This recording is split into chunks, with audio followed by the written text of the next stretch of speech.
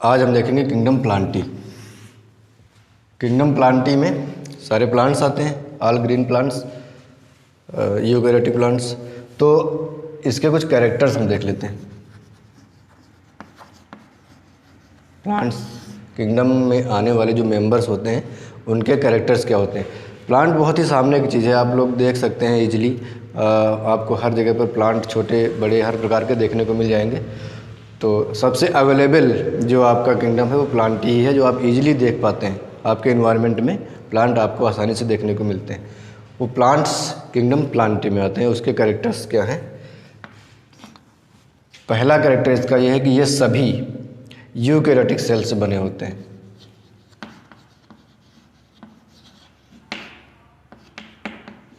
Eukaryotic होते हैं और मल्टी सेलुलर होते हैं।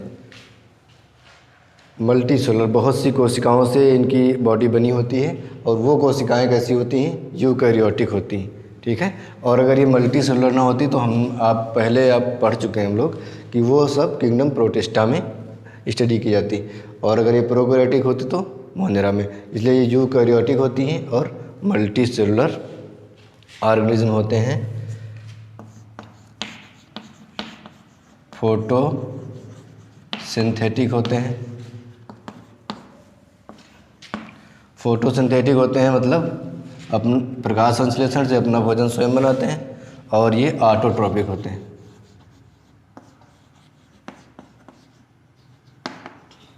ऑटोट्रॉपिक होते हैं। भोजन के लिए किसी भी दूसरे एनिमल्स या प्लांट पर डिपेंड नहीं होते हैं। फोटोसिंथेटिक होते हैं और ऑटोट्रॉपिक होते हैं, स्वपोषी होते हैं। तीसरा, इनका जो नेचर होता है वो सेसाइल होता है, नॉन मोटाइल। ये जड़ों के द्वारा भूमि से जुड़े होते हैं और ये मूवमेंट, एक्टिव मूवमेंट, जैसे कि एनिमल में आप देखते हैं कि उनमें चलने फिरने, एक जगह से दूसरे जगह पर जाने की जो क्षमता होती है वो इनमें नहीं होती है। ठीक है। तो ये नॉन मोटाइल होते हैं बेसिकली। नॉन मोटाइल का मतलब है कि इनमें एक्टिव जो मूवमेंट होता है, एक्टिव लोकोमोशन होता है, वो इनमें नहीं होता है। पैसिव लोकोमोशन देखा गया, जैसे कि ये जो प्लांट वाटर बॉडी में पाए जाते हैं, वाटर में पाए जाने वाले एक्वेटिक प्लांट होते हैं, वो फ्लोट करते हैं। ठीक है। तो वाटर करंट के साथ फ्लोट करना वो पैसिव मूवमेंट होता है। और इनमें जो फूड होता है, स्टोर्ड फूड जो संग्रहित भोजन होता है वो होता है स्टार्च। अनलाइक एनिमल में कैसा होता है? ग्लाइकोजन स्टोर्ड फूड होता है और इसमें स्टोर्ड फूड होता है स्टार्च। ठीक है। और ये जो कोशिका हमने देखा कि यूकेरियोटिक होती है, मल्टी सेलुलर होती है और इस कोशिका में सेल वॉल भी होती है और वो सेल वॉल सेलुलोज की बनी हुई होती है। ये एक बहुत इंपॉर्टेंट कैरेक्टर है प्लांट के लिए। जो प्लांट होते हैं, जो प्लांट सेल यूकेरियोटिक होती है ये सेल, और ये सेलुलोज की बनी हुई सेल वॉल से घिरी हुई होती है। ठीक है। तो इसमें सेल वॉल पाई जाती है, सेल वॉल, और ये किस चीज़ की बनी होती है? सेलुलोज की।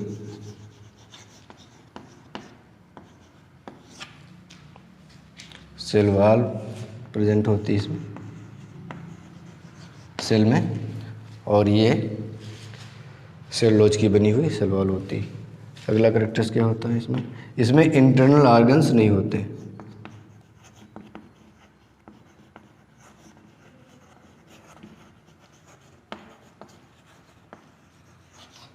इंटरनल ऑर्गन्स जैसे कि रेस्पिरेटरी सिस्टम है और डाइजेस्टिव सिस्टम जैसे कि एनिमल्स में होता है, और सर्कुलेटरी सिस्टम है, नर्वस सिस्टम।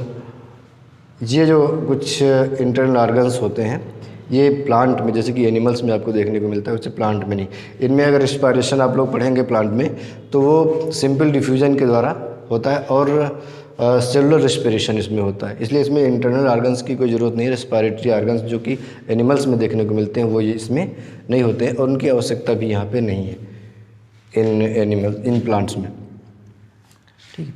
और इसमें जो एनवायरनमेंट के जो कुछ स्टिमुलाई होते हैं उनके प्रति रिस्पांस बहुत ही वीक होता है। जैसे एनिमल, किसी एनिमल्स को आप टच करेंगे तो वो भागता है, या फिर रिस्पांस जैसा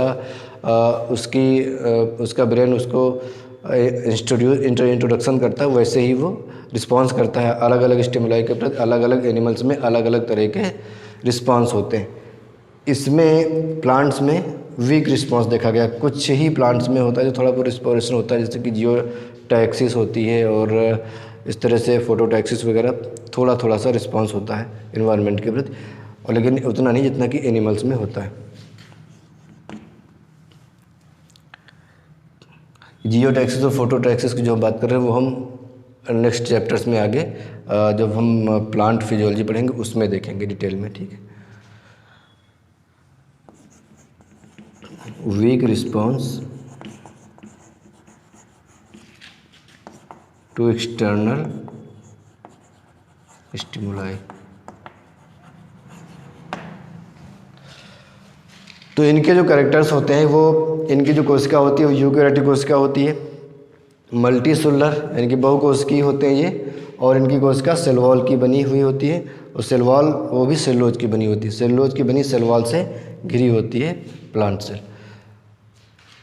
फोटोसिंथेटिक ऑर्गेनिज्म होते हैं प्लांट्स, और फोटोसिंथेसिस में ये सोलर एनर्जी को केमिकल एनर्जी में कन्वर्ट करते हैं और स्टार्च का फॉर्मेशन करते हैं, और वो स्टार्च इनके सेल में एज ए फूड स्टोर रहती है, और इस तरह से ये अपना भोजन स्वयं बनाते हैं। इसलिए इसको हम ऑटोट्रॉफिक कहते हैं। ये फूड के लिए किसी अन्य मेंबर्स पर डिपेंड नहीं होते, नॉन मोटाइल होते हैं, इनमें एक्टिव लोकोमोशन नहीं पाया जाता है।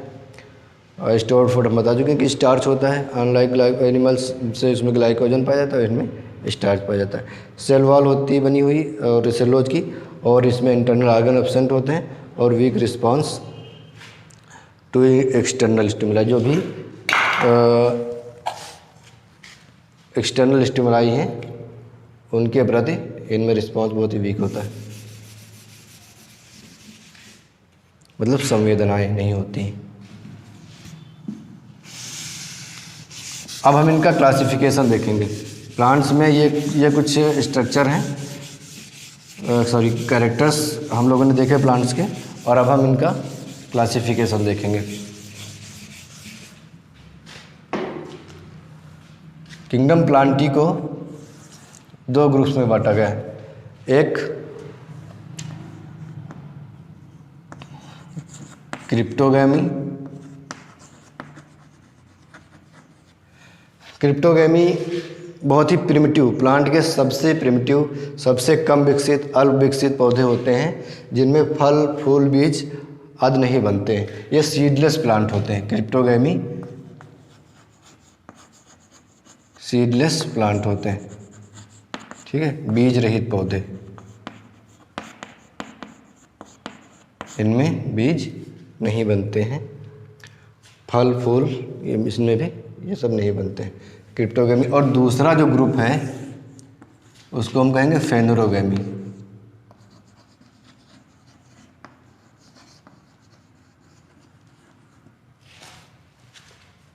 इनको हम पुष्पी पौधे भी कहते हैं, क्योंकि इनमें बीज बनते हैं, फल बनते हैं और फूल बनते हैं। जैसा कि क्रिप्टोगैमस में ना तो बीज बनते हैं, ना फल बनते हैं और ना फूल बनते हैं, इसलिए इनको बीज रहित पौधे कहा जाता है, सीडलेस प्लांट कहा जाता है, और इनको फ्लावरिंग प्लांट्स कहा जाता है।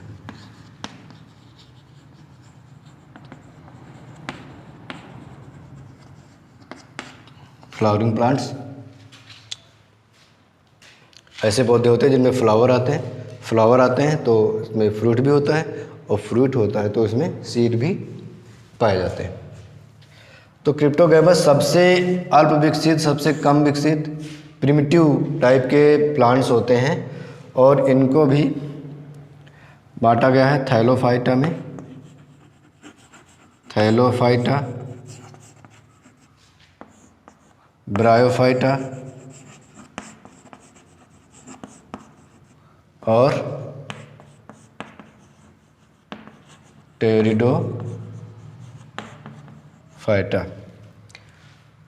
जो थैलोफाइटा होते हैं ये सबसे प्रिमिटिव। अब देखो ये जो क्रिप्टोगैमी है ये प्लांट किंगडम के सबसे प्रिमिटिव यानी सबसे कम विकसित पौधे होते हैं, और इन प्रिमिटिव पौधों में भी जो और सबसे कम विकसित होते हैं वो थैलोफाइटा। इसमें आप क्या आते हैं, एल्गी, फंजाई और लाइकेन्स जो कि एल्गी और फंजाई का ही कॉम्बिनेशन होता है वो इसमें आता है। अब यहाँ पर एक चीज़ ये देखना कि जो फंजाई है ये किंगडम फंजाई में हम लोग पढ़ते हैं अलग से। पहले जब क्लासिफिकेशन किया गया था प्लांट किंगडम का तो ये फंजाई को भी थैलोफाइटा में ही रखा गया था, प्लांट किंगडम प्लांटी में थैलोफाइटा के साथ। लेकिन चूँकि फंजाई के लिए अलग किंगडम है, ठीक है, किंगडम फंजाई जिसमें सभी कवक और या फंजाई रखे गए हैं, ठीक है, तो यहाँ से हम इसको कंसिडर नहीं करेंगे इसमें। लेकिन चूँकि ये क्लासिफिकेशन में ये रखा गया था इसलिए हम इसको यहाँ पे मेंशन कर रहे हैं। मेन आपका यहाँ पे एल्गी, ठीक है, जो एल्गोलॉजी हैं आपके एल्गोलॉजिस्ट, फादर ऑफ एल्गोलॉजी वो ओपी एंगर है, ओपी एंगर। कवक के अध्ययन को हम लोग एल्गोलॉजी कहते हैं और फादर ऑफ एल्गोलॉजी हैं ओपी एंगर, ठीक है। और फंजाई को तो अब इसमें रखा नहीं गया, fungi no longer contribute in the kingdom plantae now, अब ये किंगडम फंजाई में चला गया। और लाइकेन तो अलग ही ग्रुप है, ठीक है। तो अब ये जो एल्गी हैं ये एकदम थैलस के रूप में होते हैं। इनका जो प्लांट बॉडी होती है वो रूट, शूट और ब्रांचेज, लीव्स में डिवाइडेड नहीं होता है। इसमें जो पहली बात तो रूट्स में होती नहीं है, कुछ राइजोम्स पाए जाते हैं जो हेयर लाइक स्ट्रक्चर्स होते हैं जो रूट की तरह ही काम करते हैं, लेकिन वो एक्चुअली रूट नहीं होती है, राइजोम्स होती हैं, ठीक है। और इसमें टू लीव्स भी नहीं पाई जाती हैं, ब्रांचिंग नहीं होती है, एक थैलस होता है। जैसे कि ये एक थैलस हमें शहर से बना दें,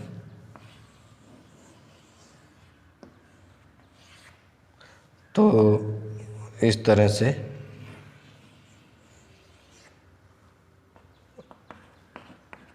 ये एक थैलस की तरह होता है। जैसे हम ये यूलोथ्रिक्स बना रहे हैं, ये स्पाइरोगायरा है ऐसे।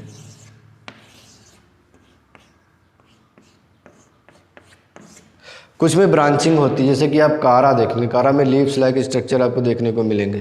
कारा एक ऐसी एल्गी है जिसमें लीव्स लाइक स्ट्रक्चर आपको देखने को मिलते हैं। और इसके अलावा जब जितने भी एनिमल्स हैं वो आपको केवल थैलस के रूप में एक दिखेंगे, एक सूत्र की तरह, फिलामेंट की तरह, जिससे धागा होता है लंबे लंबे से पतले पतले से, और इस तरह से आपको दिखेंगे जिनको हम थैलस कहते हैं, ठीक है, थैलस। और इसी थैलस के वजह से ही इसको थैलोफाइटा कहा गया इस ग्रुप को, जिसमें एल्गी और लाइकेन्स को हम लोग स्टडी करते हैं। तो ऐसे थैलस लाइक स्ट्रक्चर्स आपको दिखेंगे इसमें। अब एल्गी जो होती है कुछ तो बहुत ही छोटी होती है, बहुत ही छोटी, और कुछ बड़ी। इनका जो साइज जो होता है वो वेरी करता है, अलग अलग स्पीसीज एल्गी की वो अलग अलग साइज की होती है। जैसे कि कुछ सी वीड्स होते हैं, सी एल्गी जो समुद्र मैरीन एल्गी होती है, समुद्र में पाए जाने वाली एल्गी, कभी कभी उनको सी वीड्स भी कहा जाता है, समुद्री खरपतवार के नाम से उनको हम पुकारते हैं नॉर्मली। तो वो जो एल्गी होती है वो काफ़ी लंबी, कई फीट की, कई मीटर्स की भी पाई जाती है। और कुछ बहुत छोटी होती है, कुछ तो यूनिसेलुलर होती है, जैसे कि वॉलवॉक्स हुआ, क्लेमेडोमाइनास हुआ।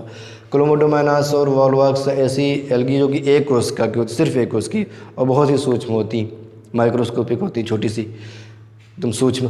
तो उनको हम प्रोटिस्टा में भी स्टडी करते हैं, यहाँ भी हम लोग पढ़ेंगे, उनको मेंशन करेंगे।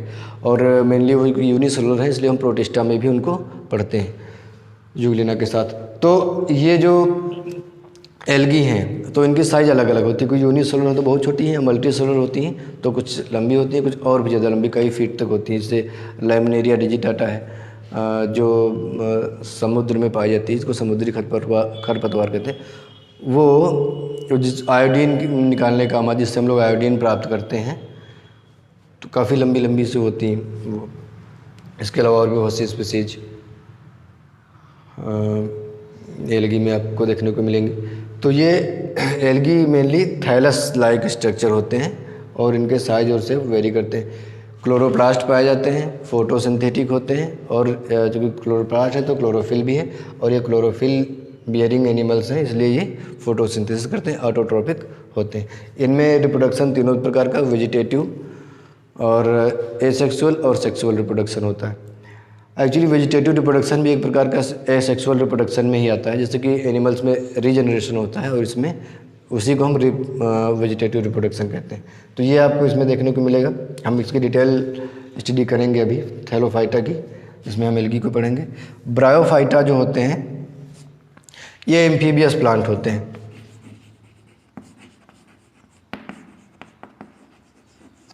एम्फीबियस यानी उभयचर।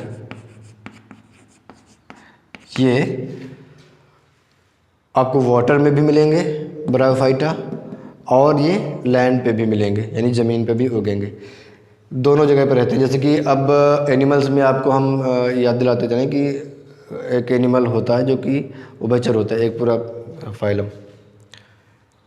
एम्फीबिया में आपने मेढक पढ़ा होगा, तो वो मेढक पानी में भी रहता है और लैंड पे भी रहता है। बहुत जितनी भी स्पीसीज हैं सभी। ब्रायोफाइटा की जो स्पीसीज हैं ये आपको लैंड पे भी मिलेंगी और वाटर में भी। हम किसी ऑर्गेनिज्म को उभयचर कब कहेंगे, एम्फीबियस कब कहेंगे? वैसे तो हमें हर एक बहुत से प्लांट्स होते हैं, अगर हम ब्रायोफाइटा की बात ना करें, हम फेनरोगैमस में भी कुछ प्लांट ऐसे देखेंगे जो कि वाटर में पाए जाते हैं, और बहुत से प्लांट्स होते हैं जो कि ज़मीन पे पाए जाते हैं, जैसे आम, अमरूद, ये सब आप देख रहे होंगे। तो ये सब कैसे हैं? लैंड पे पाए जाने वाले प्लांट हैं, स्थल पे पाए जाते हैं। और आप वाटर हैकेंथ वगैरह देखेंगे, ठीक है, तो ये सब वाटर में, पानी में, तालाबों में आपको ये प्लांट मिलेंगे। लोटस, वो भी आपको फेनरोगैमस है, फ्लावरिंग प्लांट, कमल का फूल तो वह काफ़ी मशहूर है, लेकिन कहाँ पाया जाता है? पानी में। तो क्या हम फेनरोगैमस को उभयचर कहेंगे?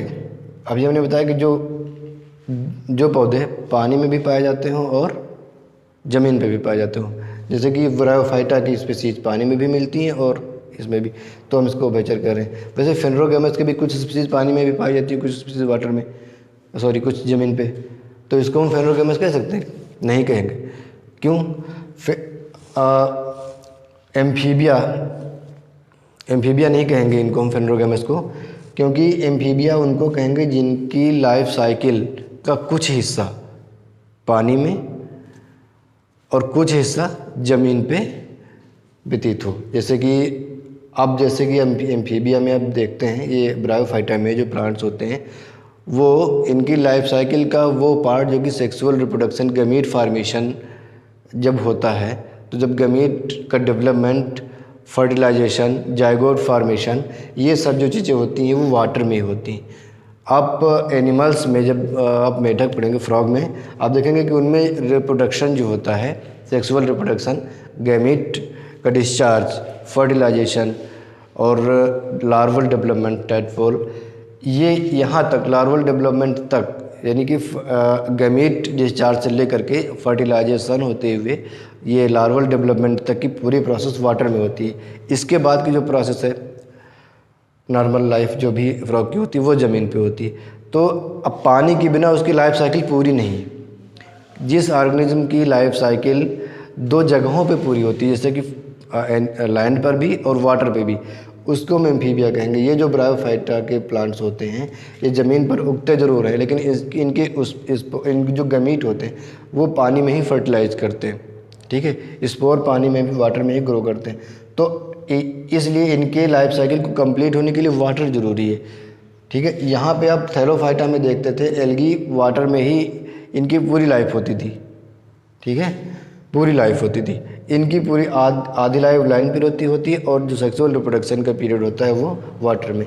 इसलिए ब्रायोफाइटा उभयचर एम्फीबियस प्लांट कहे जाते हैं। इनका कैरेक्टर ये होता है कि ये इनकी जो प्लांट बॉडी होती है वो सूट और रूट में, ट्रू रूट नहीं पाई जाती है, राइजोम पाए जाते हैं। इसमें राइजोम पाए जाते हैं और लीव्स होती हैं। स्टेम होता है, लीव्स होती हैं। यानी ट्रूली रूट, लीव्स और स्टेम में डिवाइड नहीं होता है। राइजोम होते हैं लेकिन लीव्स होते हैं। यहाँ पे लीव्स भी नहीं थी, यहाँ पे लीव्स होती हैं, ठीक है। वैस्कुलर सिस्टम इसमें नहीं पाया जाता, जो जाइलम फ्लोएम होते हैं, जो वैस्कुलर टिश्यू होते हैं वो इसमें नहीं होते, इसलिए ये नॉन वैस्कुलर प्लांट कहे जाते हैं। जो ब्रायोफाइटा होते हैं ये नॉन वैस्कुलर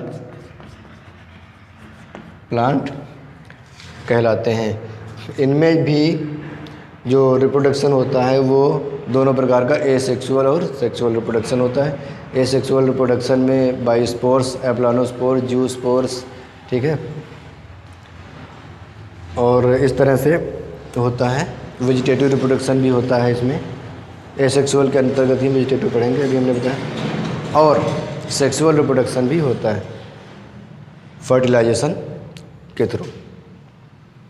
देखो सेक्सुअल रिप्रोडक्शन में फर्टिलाइजेशन होना तो मस्ट है, इसलिए इसमें गैमेट फार्मेशन होता है। गैमेट के बाद गैमेट फ्यूज के जायगोट बनाते हैं, और मियोसिस जो होता है वो जायगोट में होता है, ठीक है।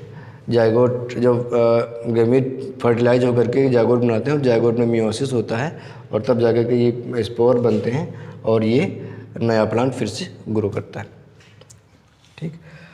टेरिडोफाइटा में जो प्लांट, ये वैस्कुलर प्लांट होते हैं,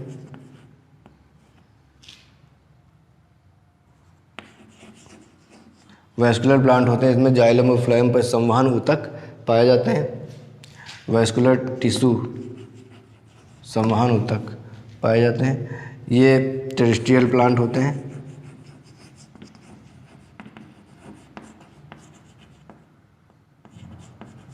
टेरेस्ट्रियल प्लांट्स मतलब ज़मीन पे पाए जाने वाले, जो कि लैंड पे पाए जाते हैं, भूमि पे उगते हैं, उनको हम टेरेस्ट्रियल प्लांट कहते हैं। और जो वाटर में उगते हैं उनको हम एक्वेटिक प्लांट्स कहते हैं। एक्वेटिक मतलब वाटर में,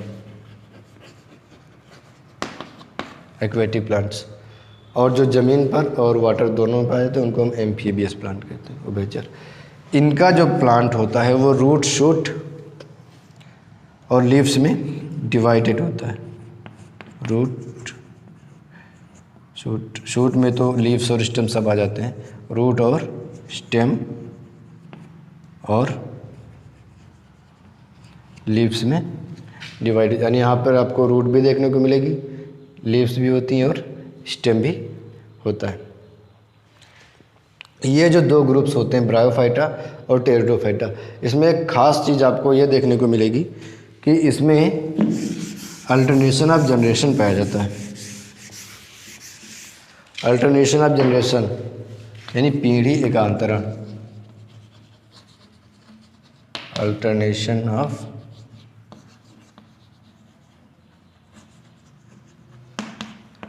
जनरेशन। पीढ़ी एकांतरण क्या होता है कि जब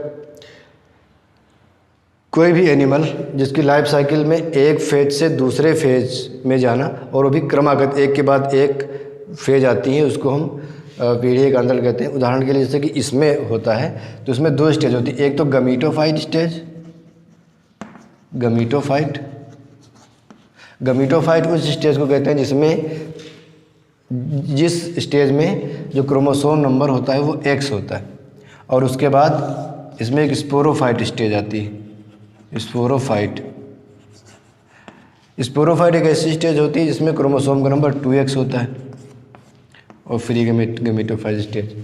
तो प्लांट जो होता है वो एक स्टेज में जो गमीटोफाइट रहता है, दूसरे में स्पोरोफाइट से गमीटोफाइट का जनरेशन होता है, फिर गमीटोफाइट से पुनः स्पोरोफाइट। ये एक के बाद ये पीढ़ी अल्टरनेट क्रम में आती रहती है, इसको हम अल्टरनेशन ऑफ जनरेशन कहते हैं। अब ये एक नंबर ऑफ X क्या है, ये इसका आइडिया आपको होगा। जैसे हम लोगों में कितने 46 क्रोमोसोम होते हैं, तो ये 2X हमारा X नंबर है, 23 क्रोमोसोम, ये एक सेट होता है, ठीक है। जो 46 है ये 2X है, यानी कि अगर एक ही सेट हो, जैसे कि हम लोगों का गैमीट होता है स्पर्म में केवल 23 गुणसूत्र होते हैं, ठीक है। तो जो स्पर्म है हम लोगों का, वो स्पर्म हैप्लॉइड है। हैप्लॉइड का मतलब है कि इसमें X नंबर ऑफ क्रोमोसोम है, X, और ये 2X, यानी कि X का डबल, जस्ट 2 सेट। अब X में जो 23 गुणसूत्र है वो हमारा 1 सेट ऑफ क्रोमोसोम है, ये 2 सेट है, यानी कि ये जोड़े, अब 23 गुणसूत्र जो दोनों जोड़े में पाए जाएंगे तब ये 46 हो जाएंगे ना। तो इस तरह से ये 2X है। अब ये हैप्लॉइड है, ये हमारा गमीटोफाइट, अगर हम देखें तो हम कह सकते हैं कि ये गमीटोफाइट है, यानी कि X नंबर ऑफ क्रोमोसोम है। ठीक है। और ये 46 जहाँ पर क्रोमोसोम होंगे उसको हम 2x कहेंगे। अब प्लांट में कुछ स्टेज हैप्लॉइड होती है और कुछ स्टेज डिप्लॉइड होती है। डिप्लॉइड मतलब जहाँ पर क्रोमोसोम का डबल सेट यानी कि 2 सेट होते हैं। अभी एक सेट कितना है x और 2 कितना 2x। तो स्पोरोफाइट का मतलब है डिप्लॉइड। क्या है डिप्लॉइड। और ये कैसे होते हैं हैप्लॉइड। तो ये जो लगातार एक के बाद ये स्टेट, पहले गमीटोफाइट स्टेट आई, फिर गमीटोफाइट से हम अभी डिटेल में बताएंगे जब हम इसको रिप्रोडक्शन पढ़ेंगे, इनकी लाइफ साइकिल पढ़ेंगे, तब गमीटोफाइट से स्पोरोफाइट कैसे बनते हैं, स्पोरोफाइट से गमीटोफाइट कैसे बनते हैं, ये सब हम चर्चा करेंगे। लेकिन अभी हम ये समझें कि गमीटोफाइट एक स्टेज होती है जिसमें जो हैप्लॉइड होती है, जिसमें x number of chromosome, n number of chromosome अगर हम लिखते हैं इनको ये 2n। अगर ये 23 गुणसूत्र हैं तो इनको कहेंगे n नंबर और ये कहेंगे 2n। ठीक है। तो अब ये गमीटोफाइट ये n नंबर ऑफ क्रोमोसोम है यानी कि 1 सेट है, ये हैप्लॉइड है, और यहाँ पे ये 2n है। स्पोरोफाइट 2n होता है यानी डिप्लॉइड होता है। तो ये गमीटोफाइट से स्पोरोफाइट, स्पोरोफाइट से गमीटोफाइट स्टेज एक के बाद एक आती रहती है। इसको हम अल्टरनेशन ऑफ जनरेशन या पीढ़ी एकांतरण कहते हैं, हिंदी में पीढ़ी एकांतरण कहते हैं। ठीक। इन दोनों में ब्रायोफाइटा और टेरिडोफाइटा दोनों में ये स्टेज आती हैं, गमीटोफाइट और स्पोरोफाइट की। दोनों में पीढ़ी एकांतरण होता है, दोनों में अल्टरनेशन ऑफ जनरेशन होता है। अब क्या फ़र्क है, जो ब्रायोफाइटा होता है ये इसका मेन प्लांट गैमीटोफाइट होता है, गमीटोफाइट। ये यहाँ पर आप लोग समझ लीजिए दोनों में डिफरेंस। जो ब्रायोफाइटा है इसका मेन प्लांट कैसा होता है गमीटोफाइट, और स्पोरोफाइट की स्टेज भी आती है लेकिन वो बहुत ही शॉर्ट लास्टिंग होती है, कम समय के लिए होती है। जब इसमें जायगोट बनता है, जायगोट ही 2n होता है, आप लोगों को पता है। तो जायगोट के बाद फिर से जब तुरंत स्पोर बन जाते हैं तो फिर गमीटोफाइट स्टेज में चला जाता है। जब तक फर्टिलाइजेशन हुआ, फर्टिलाइजेशन से जायगोट बनने तक प्लांट जो बनता है वो स्पोरोफाइट रहता है। और मेनली जो इसका प्लांट होता है, मेन जो इसकी लाइफ साइकिल में ज़्यादा समय तक रहता है, पूरी लाइफ साइकिल में, वो गमीटोफाइट होता है। टेरिडोफाइटा में इसका अपोजिट होता है।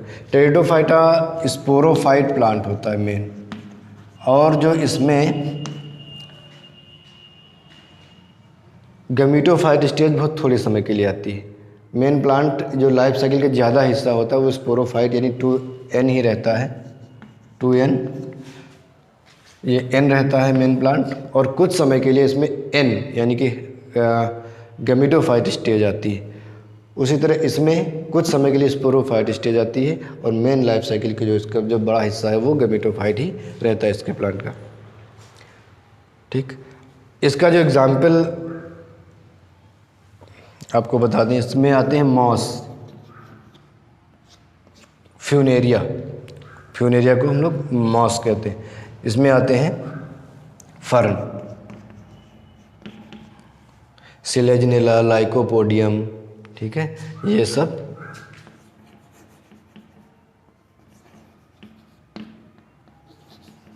लाइकोपोडियम, ये सब टेरिडोफाइटा में आते हैं।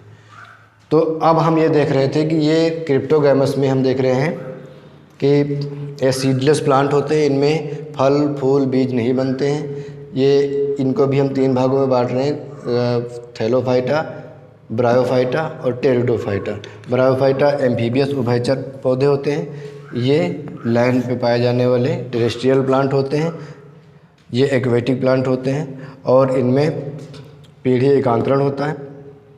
ठीक है। नॉन वेस्कुलर यानी कि संवहन बंडल, संवहन ऊतक नहीं पाए जाते हैं। ये ज़मीन पर पाए जाने वाले पौधे हैं, इनका पौधा जड़, तना और पत्ती में बटा हुआ होता है। ये वेस्कुलराइज्ड यानी वेस्कुलर टिश्यू इनमें पाया जाता है, संवहन ऊतक, जाइलम और फ्लोएम। और इनका पौधा जो होता है वो रूट, स्टेम और लीव्स में बटा हुआ होता है। इनमें भी पीढ़ी एकांतरण होता है, इनमें भी पीढ़ी एकांतरण होता है। जो थैलोफाइटा है, एल्गी, ये सबसे प्रिमिटिव पौधे होते हैं, थैलस के आकार का केवल इसमें पौधा होता है। इनमें ब्रांचिंग नहीं होती है, इनमें रूट, शूट और स्टेम लीव्स, ये सब कुछ नहीं पाई जाती हैं। बहुत ही सबसे सीधे साधे सस्ते एकदम से बहुत ही प्रिमिटिव कह लें कम विकसित पौधे होते हैं ये थैलोफाइटा एल्गी। ठीक है, काई आपने देखी होगी किसी नम जगह पर जमी लगी हुई हरी हरी सी, वो एल्गी ही होती है। बहुत ही प्रिमिटिव टाइप के पौधे। अब इसके बाद हम लोग पढ़ेंगे फेनरोगैमस। फेनरोगैमस वो पौधे होते हैं जो कि फ्लावरिंग प्लांट कहे जाते हैं, जिनमें फ्लावर बनता है, सीड्स बनते हैं और फ्रूट बनता है, फल बनता है। ठीक है, इन पौधों में कभी भी बीज नहीं आते हैं, फूल नहीं बनते हैं और फल नहीं आते हैं, इसलिए इनको हम बीज रहित पौधे क्रिप्टोगैमस या सीडलेस प्लांट कहते हैं। आप लोगों ने वो पढ़ा होगा रामायण तुलसीदास जी की, उनमें उन्होंने कहा है कि फूलें फलें न बेत यद्यपि सुधा बरसे जलद, चाहे आसमान से पानी की जगह अमृत क्यों न बरसने लगे, लेकिन इन पौधों में फूल फल नहीं आते। ठीक है, तो ये ऐसे पौधे होते हैं। दूसरा आप ग्रुप आपका है फेनरोगैमस, जो कि ये हम यहाँ पर मिटा दे रहे हैं। फेनरोगैमस में क्लासिफिकेशन जो हम करेंगे, ये ऐसे पौधे होते हैं जिनमें फल फूल बनते हैं, और ये दो प्रकार के होते हैं। एक तो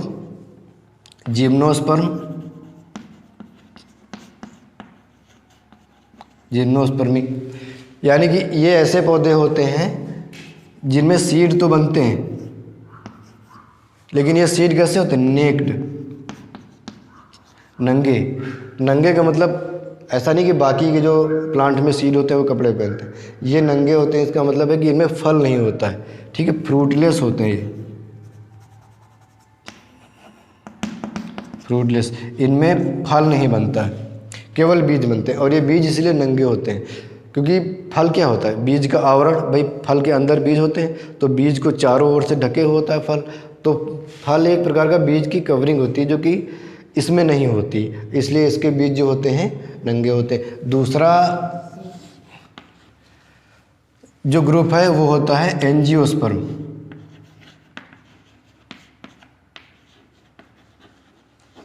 एंजियोस्पर्मी में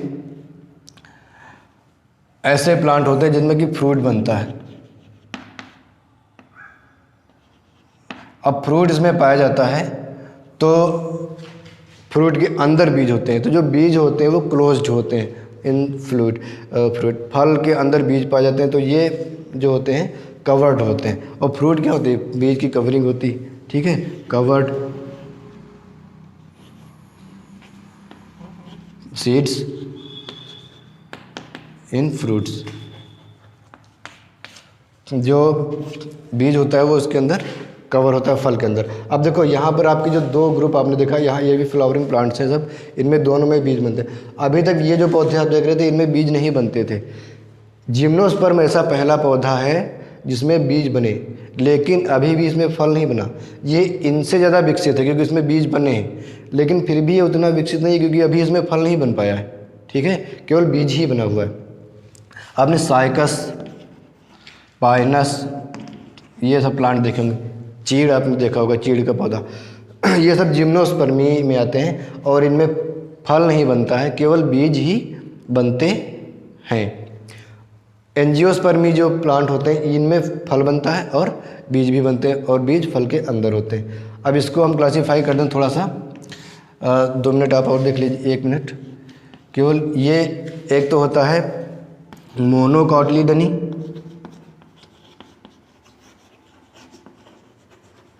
और डाइकॉटिलीडनी।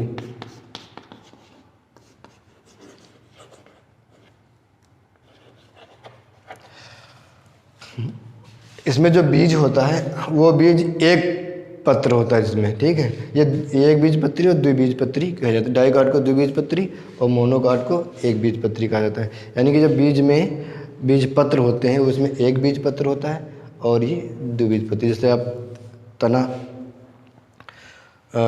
चना देखा होगा आपने, दालें देखी होंगी जितनी भी, ये दालें होती हैं जो ये बीज से अलग हो जाती हैं क्योंकि ये अलग अलग बीज पत्र होते हैं। मटर, चना इससे होता है। आम भी क्या होता है, ये डाइकॉट में आता है और इसमें 2 बीज पत्र होते हैं इसके बीज में। मोनोकॉट जैसे कि गेहूँ, चावल, ऐसे जो मक्का है, ये जो पौधे होते हैं ये मोनोकॉट में आते हैं और ये सभी फ्लावरिंग प्लांट्स होते हैं।